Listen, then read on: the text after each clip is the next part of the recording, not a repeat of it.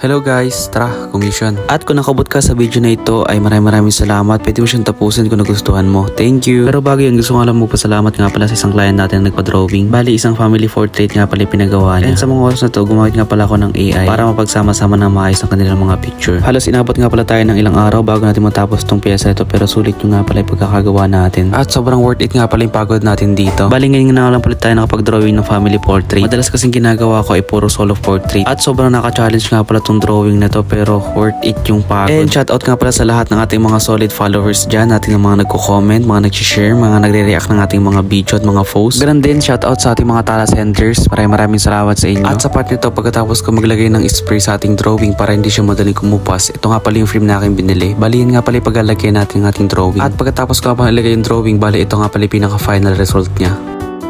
At pagkatapos nung diniliver na nga pala natin agad yung drawing natin kay Andong. Okay guys, diniliver na ni Kenneth yung ating paggawa sa kanya. Ay, you know.